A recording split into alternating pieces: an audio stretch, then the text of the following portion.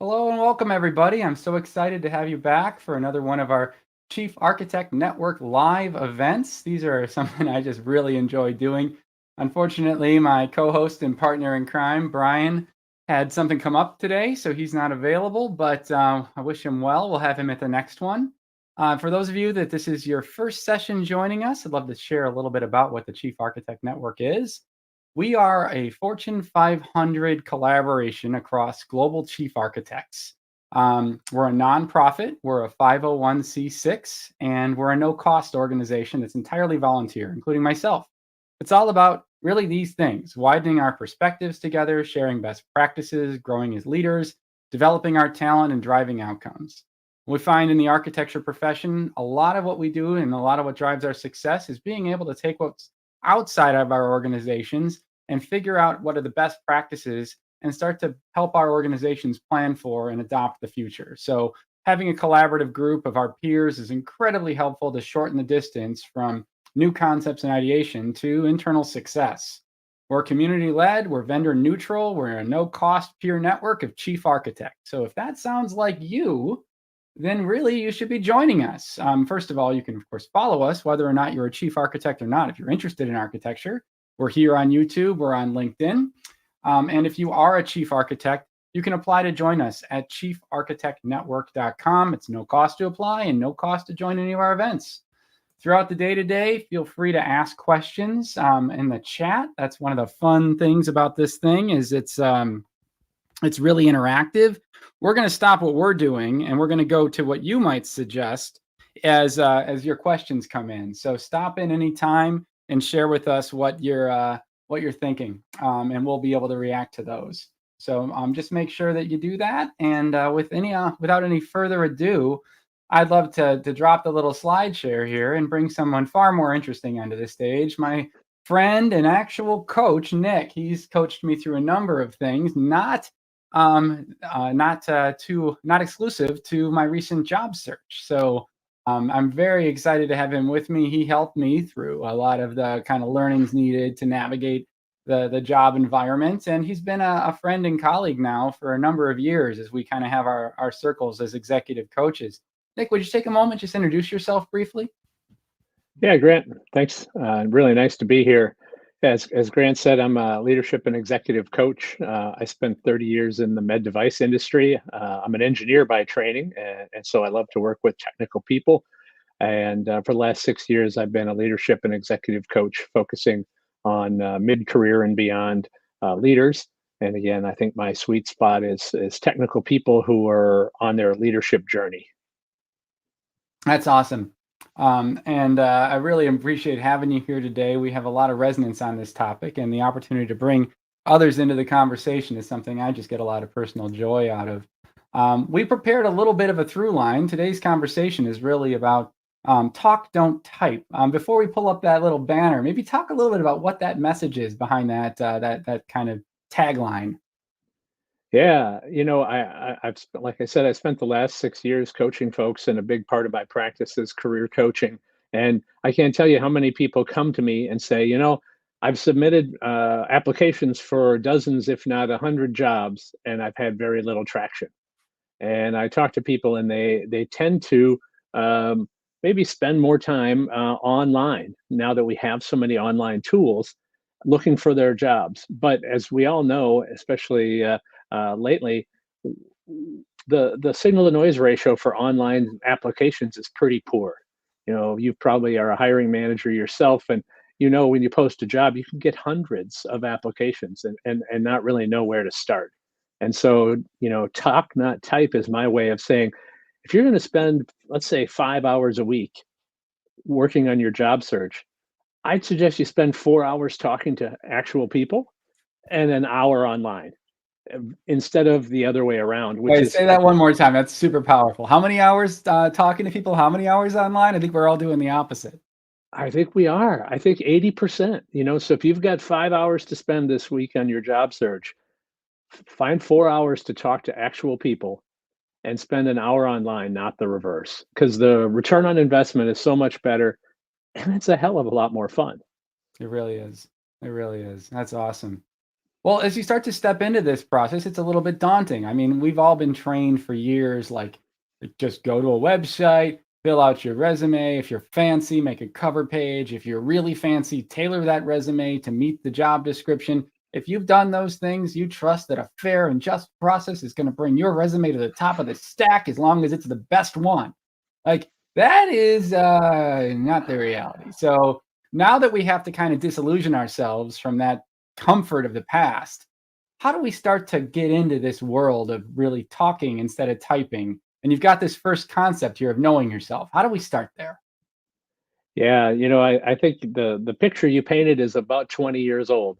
I think 20 years ago, if you built a really nice resume, it would make its way to the top of the stack. But there isn't even a stack anymore. So, um, I like to start with know yourself because as mid-career leaders, right, we're not looking for our first job. We're not even looking for our second or third job. We're well into this, and we've got different priorities than we used to have, and so understanding what those are, how you're wired, where you get your energy and where you don't, I think is really important to positioning yourself, especially when you start talking to people.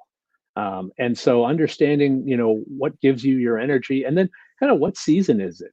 I think years ago it used to be that you had to get on this career trajectory that went up and to the right. And sure, I just Exactly. spent 3 months applying. Oh, that really hurts my heart. But I mean, we used to feel like you had to be on this linear career trajectory. And these days, people can take side steps, they can take pauses, they can switch gears. And a lot of times, employers respect that. And so, Yeah. knowing yourself and then knowing this season, what do you need in this season of your life, I think is an important starting point. Okay, that was like a total coach like knowledge bomb drop right there. Season. Hold on. Like let's talk about season. What does that mean? Oh, I think, lives, I think, run through a lot of typical seasons, right? I mean, when you're 25 and single and you can travel 5.5 days a week, that's a season, right? Maybe, Yeah. married, maybe with kids, maybe kids at home and then kids away. Like those are all potential seasons, right? That you might need something different in your career to support your life, and that's really what we're here about, right? Is trying to support the life we want to live, and so I think just being real about that for yourself and for others, so that when you're having these conversations, you're talking to people who understand what you're headed for. I think that's important. And I love that. I mean, when you think about knowing yourself, knowing your season is a big part of that. How do you really get clarity on knowing what you want and why? Like that sounds like, oh, of course. But as a coach, we help a lot of people find that for themselves. What are the nuggets somebody might be able to do in their own living room or talking to their dog to figure those things out? Yeah, I mean, I think taking the time, right, off the hamster wheel for a few minutes to reflect. I mean, I do things with people like calendar audits. Look back at the last 2 weeks and mark the meetings that you loved the most versus the ones you didn't, right? I talk Yeah. to people about peak experiences. Tell me a peak experience story. When were you at your best? What was that like? What was the environment? Who were you with? Tell me about valley experiences, right? What was the job that really sucked, right? And why? And try to articulate, try to inventory those highs and lows and sort of translate those into attributes. I love that. I also love Ahmed's comment here around, finding a job is like finding a partner, needing to see the sparks on both sides. And I love what you just said, Nick, in terms of what excited you in a day is a great way to start to lean into that. Yeah, I mean, I think when we found our first jobs, it was much more about the work. I think mid-career and beyond, it's much more about who we're working with, right? And so that Mm. spark, right? And finding people aligned, right, with how you work and the culture you want to work in. All right, maybe it's Grant's bandwidth, so maybe I'll just continue. I think to Lisa's point, right, your network is the key, and using your network to uh, broaden your network. And so when I think about networking, I think about the first ring, are the people who sort of know and love you, right? These are the people who would smile when they see your name show up in a text or in an email. These are the people who you've worked with in the past. These are people who've been your allies and your advocates. And so think about that list of people as a place to start when you decide you're headed for something new, and reach out to those folks. But then, you need to reach out in a way that is specific to what you're looking for. And that's where the pitch comes in. And that's the second point on our calendar here. I think most people love networking, especially a referred network. But when you talk to somebody new, you need to help them understand where you're headed, who you are, and what you're looking for, so that they can think about somebody else you should meet. And so when I think about a good networking meeting, it's not a meeting where you meet with somebody and you say, "Hey, do you know of any jobs?" or "Can you hire me?" I think that bar is really high, especially for somebody you've just met. Much lower bar is, given everything we've talked about, who should I meet? Who do you know that I don't yet know? Right? Who should I meet? And that can expand your first ring network into that next ring of people you've not yet met. I call that the second ring. And I think having a good pitch is really important to have that help that other person's light bulb go off and say, "Oh gosh, I just talked to this person. I just talked to Sally. She's got a new business. You should meet. I'll introduce you." And that's really the success of a good networking call, is if you can get one more name of somebody you don't yet know and a warm introduction. Because there again, we're leveraging the power of the network. If somebody you know says, "Hey, you should meet this person," how often do you decline? I mean, never, right? I don't know anybody who declines those meetings. Most people are happy to have them and enjoy them. So let's back up just a hair and talk about, what I think a good pitch is. I think number one, it's not long, right? Nobody should be talking for 3 minutes or 5 minutes or what have you. I think your pitch should be an opening 60 seconds or maybe 90 seconds. And it should have a little bit about sort of the facts, where you went to school, what kind of roles you've had, what kind of companies you've been at. But I think the body of it really should be about you as a person. What gets you out of bed in the morning? What things do you love to do? What are some of the things that you're most proud of? Sharing those things helps you connect. And when you're trying to build relationships, connection is really what you're after. And so I think, especially as technical people, so I'm an engineer by training, we tend to over-index on the facts and we under-index on ourselves. And I think that's a little pivot that you can make when you're talking to people, especially people who don't know you, so that you can actually connect, as a person. Speaking of connecting as a person, I think we have Grant back. Oh, we don't have Grant's audio yet. 1 second. All right.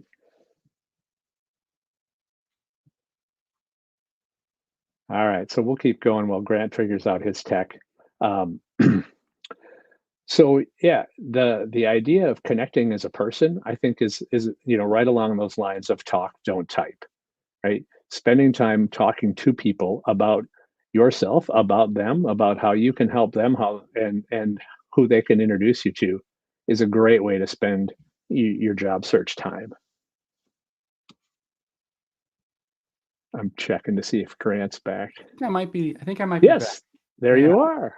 So I lost power. That's what happened. So Wow. that's the tech we live in today, that stuff can happen. So let's get our little thing back up here. All good. Got to hear some of it because my phone still worked a little bit at a time. But you're the Yeah. star of the show. I'm just here to help. So let's keep going. So sorry Uh, about that little interruption. And no Lisa, worries. we kind of burned you into the screen a little bit there. Sorry for that. But No worries. So yeah, I think once you've got a good succinct pitch, right, then I think you're in a position to do this networking and start with your first ring, start with people who already know you and love you and help them understand where you're headed.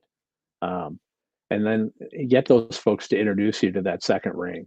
And because, with all the clients I've worked with, that's really where the jobs live, is out in the second ring and out in the third ring.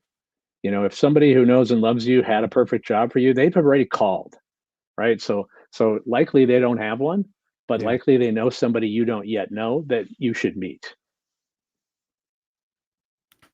I'm still laughing like, wow, that's never happened. I thought it was my internet. I'm like, Oh, oh crap, no. I should have rebooted my computer. That's all right. Um, so maybe we can talk about networking because I think for a lot of people that feels nebulous. It feels like kind of one of those things that's important but not urgent that you keep meaning to do a better job of, and maybe you haven't for a while.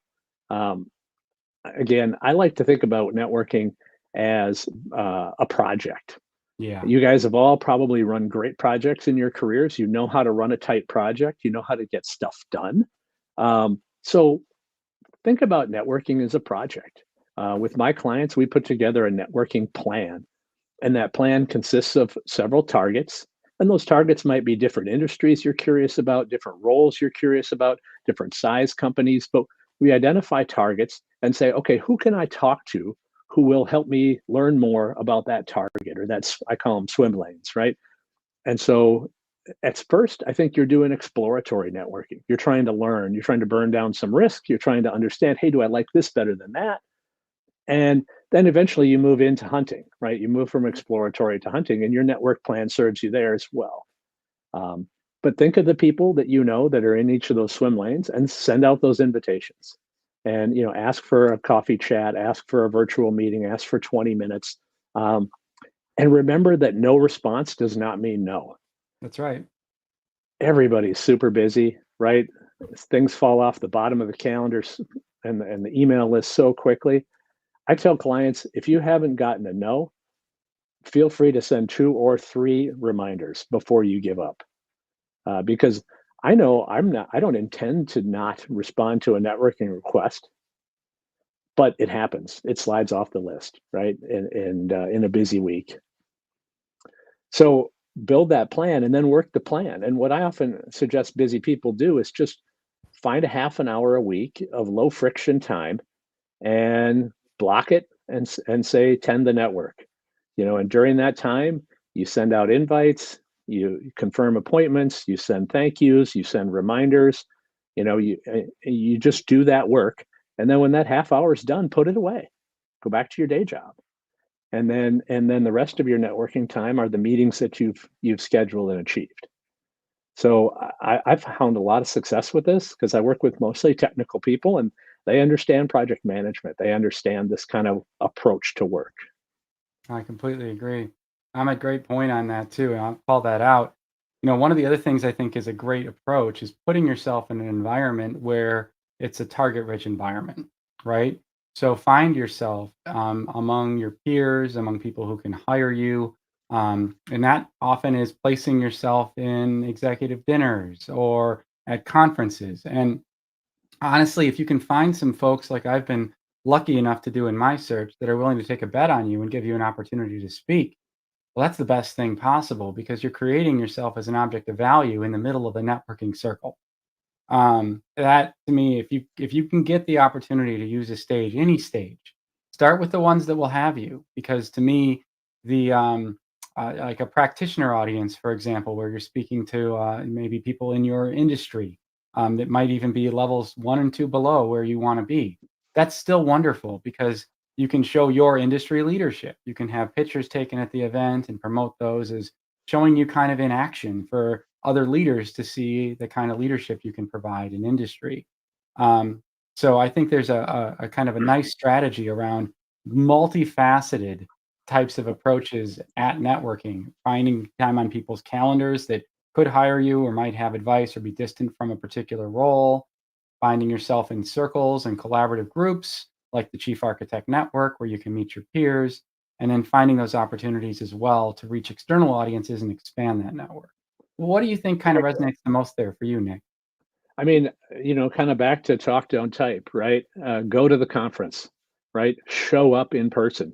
Right. Right away, showing up differentiates you from a whole host of other folks, right? And having those conversations live, having them at the coffee table, you know, doing those things, I think again differentiate you, right? Everybody's got a LinkedIn page, everybody's got a resume. Not everybody shows up, right? And again, when you show up, you have a much better chance of connecting with somebody, and you have a much better chance of being memorable. And so I think the in-person part of it is really the key, despite all the tech and tools that we have today. Oh, I completely agree. And it's amazing how being in proximity to somebody, there's empathy built. Somebody will give you a little bit more of their time and energy and attention. Is It's a lot more there when you're physically there. Someone will offer something they wouldn't have offered if you were online. Yeah. Yeah, I mean, Zoe Chance has a book on influence, and the number one rule of influence is ask in person. Nothing else trumps a request in person that's likely to get a yes. Um, so yeah, as much as sometimes I think post COVID we got a little comfy at home, we got a little comfy in front of the computer, and the idea of getting dressed up and driving downtown and finding a place to park and going to the conference feels like a high bar. But when I get clients to do that, they always come back thrilled that they did it. You Yeah, know, apprehensive to do it, pain in the ass maybe, but nobody comes back and goes, "Oh, that was a total waste of time." They always come back excited that they took the time and met the people. I love that. We have one last bullet here that we haven't had a chance to touch on yet, which is really around prepare. And I think as you just touched on, for a lot of people, this doesn't just come naturally. So, what have you found with your clients that's really helped people prepare, Nick? What's helped people make jump the chasm from I know I should be at that conference to I'm booking a ticket, I'm going to be there, and I'm going to be early. Yeah, I mean, I think that if part of it is being a little intimidated, right, about what to say or what value you have to offer, then I say think about some of those things in advance. Make yourself some outlines. Create a talking point or two. Actually build your pitch. Hey, you meet somebody at a conference and they say, hey, what do you do? Tell me about yourself. Have that thing in your pocket, right? Have that thing ready to go versus making it online, right? Or while you do it, right? And yeah, putting your ego aside, asking curious questions, right? When someone says, "Tell me about yourself," that is not an invitation to talk for 5 minutes, right? So, what do you do instead, Nick? Because you're right. So you talk for 20 seconds and then you formulate a curious question about them, right? So I think a great conversation, whether it's an interview or a networking, is like a tennis match, right? You don't get to hold the ball. This isn't football or rugby, right? We should be batting this back and forth at a pretty high cadence. So talk about yourself for 20 seconds and say, yeah, but tell me about you. Or what did you think of that last speaker? Or, what brought you to this meeting, right? Asking somebody questions about choices they've made, um, asking questions about them that's more than just fact based helps bring you closer, right? Helps you understand their motivations. I So love I that. I I think those are the kinds of things that again differentiate you, right? And when you talk to somebody who's that engaging, then you're like, oh, I could see working for this person or working with this person, or I could see this person on my team, right? And that's half the battle of getting a job, right? If you're a candidate, you've got two jobs. One is to convince the other person that you're competent. The other is to connect, right? To convince the other person they could see you on their team, in front of their boss, in front of their customer. Hard to do on a resume, a lot easier to do in person. Yeah, we got one of the best networkers I know, George, on the line. George Wing, kind of the ambassador of Chicago. We don't see his face and picture from the LinkedIn, but George, great to have you here, my friend. Derek has asked us, please restate this point. What's your objective to attend? It's a great one, Derek. I think, I found myself, just to share a little of my own experience searching this whole summer. Like I went to a local networking group, a meetup, and it was a great meetup, but it was actually a lot of small businesses in the area, selling blinds and, carpet cleaning services. And I realized a great group for that group sharing business cards, but I'm not going to find my next job here. So I think it's really important that, to Derek's point, what is your objective and finding those right groups that you need to be a part of, which, by the way, kiss some frogs, try a weird one, and then realize, okay, that one's not for me. What do you think, Nick? Yeah, and I think, even that's a great networking question when you meet somebody. Hey, why are you here? What was your objective today? right? Know your own, but then be curious about other people. I think is, again, in this day and age, right? If you get somebody in front of you who's curious about you, that's sometimes a unique thing. We tend to run into a lot of people who are good at talking about themselves, but if you really get into a habit of being curious about others, I think that's going to connect you to the right people. Boy, is that powerful. I found curiosity one of the most important things I needed to learn in executive coaching. It's that point where if folks in our network would like to join, a lot of us have been on this journey, and I'd be really curious to hear what their advice is. There's a second link in your Outlook invite or also in our private chat you can click on for a chance to join us live on video and share your thoughts on, the talk, don't type approach to finding your next leadership job. So just an invitation. Sometimes we get folks joining us, other times we stay in chat. But if anyone does have a perspective to share, Nick and I would love to welcome you to join us in the episode.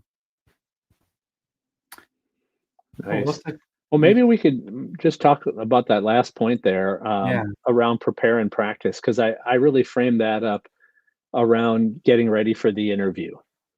So you know yourself, right? You've put your pitch together, you've networked well, and now you've got an opportunity in front of you, and you've got an interview.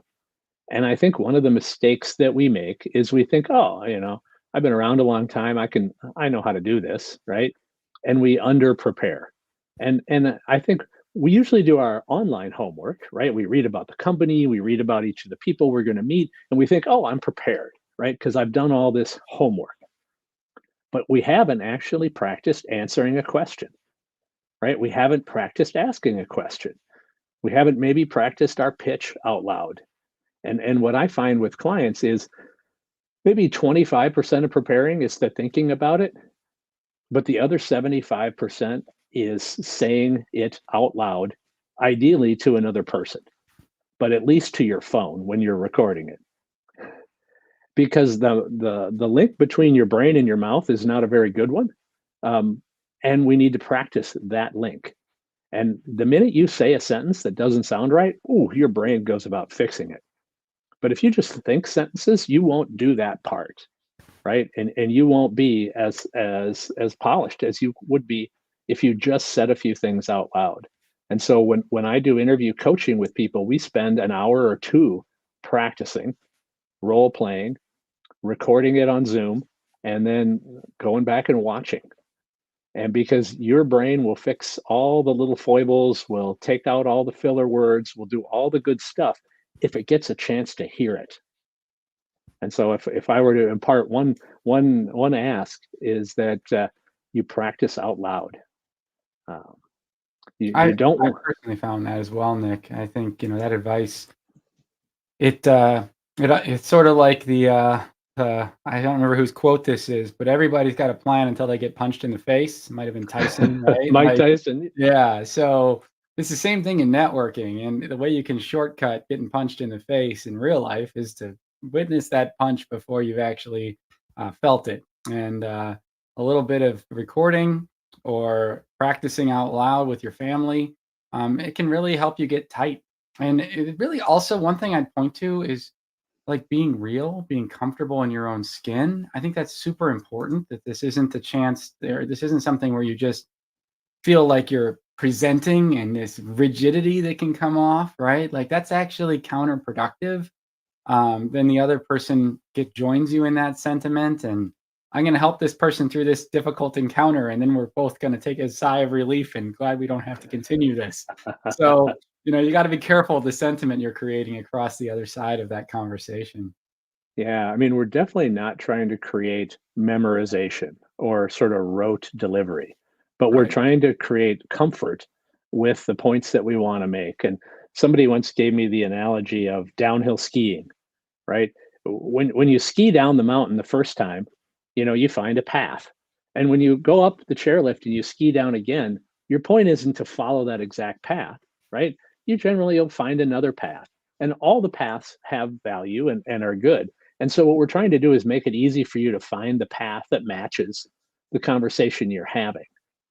But if you haven't said the words out loud, you're going to be using too many cycles trying to formulate thoughts, as opposed to be keeping focused on the other person, listening, and then delivering.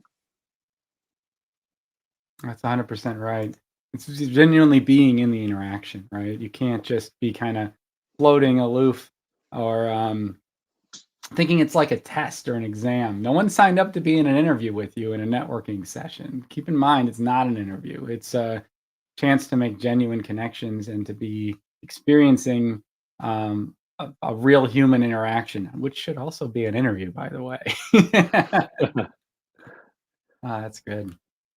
Other thoughts from the group? Any questions you have for Nick? He's really here. He's an expert in this space. Also, one thing Nick has offered to our viewers and to our network is if you'd like 30 minutes with him to kind of harden your perspective and also perhaps even consider his support. He helped me a ton in my search journey. Feel free to use tinyurl.com, book Bartlett. I never have to say your name out loud. Help me say it correctly, Nick. Bartelt. Bartelt. Bartelt. See, it's funny. Nick and I have known each other for years, and we're on a first name basis. We're friends. So for me to like say it out, oh geez, I kind of caught myself in a funny moment there. But yeah, tinyurl.com/book Bartelt for a 30-minute interview or a conversation to kind of help you get hardened in that search. Appreciate you making that offer. I think that's incredibly kind, knowing the value I got from that. Yeah, yeah, happy to chat with anybody and find out what you're up to and where you're at, and yeah, happy to help any way I can. Amazing. A lot of your comments really valid. My analogy of fishing is no one ever catches just one fish. And then after Derek here, we have a question from Jack. I'll pull up. All right. So can you give us specific examples and situations in your interview answers? Or I'm sorry, this is advice. Give specific examples and situations in your interview answers. Don't be Yeah, vague. So I'll give you an example that I learned and was trained on in interviewing the STAR approach, right? The situation or task, that's ST, the actions you took, and the result. And there's another one that ends in O. It's the same thing. Now, this is a really important thing when answering a situational question. But what you don't want to do is convert a non-situational question into a situational answer because it can create distance with the interviewer. If they're just asking you like what you had for lunch or what you think about a particular trend in the industry, you can in that use that as a lever to move into a situation, task, answer, or action result. But you might actually kind of push them away in doing so. So you want to use your EQ and figure out, is this a moment where they're trying to understand my experience, or are they trying to get to know me and to get to understand my perspective on something? yeah, and Lisa points out, I agree. I think having specific facts and measurable outcomes is important. And then to Grant's STAR acronym, right? When I talk to people, situation task, again, that should be a tiny minority of your answer. So let's say your answer is 2 minutes long. Situation task should be 15 seconds, maybe 20. That's not the point, right? The point, the middle is the A, the actions you took and why. What did you discern? What actions did you take? How did they work? And then don't forget the R, because generally at this level, you're talking to an executive, right? Who cares about business results? And so one of the things that can happen during an interview is you spend too much time on ST, you get to the A, and then you realize, gosh, I've been talking too long, and you stop, short of sharing the result. And that doesn't demonstrate your business acumen, right? So clients who are actually concerned about that, I tell them start with the R. Give one sentence about the result, then drop into the task, then the action, then restate the result. Demonstrate that you understand that the actions that you take translate into business results. And where you've got figures, percentage increases, size, scope, things like that, include them. Derek brings up a great point here as well. Don't be afraid to ask for clarification. Um, and I'd keep those short and sweet and also not seek to be perfect, right? You don't need like the nth level detail. It's like, did you mean more like the food on the north side or the south side of India? Because they're different.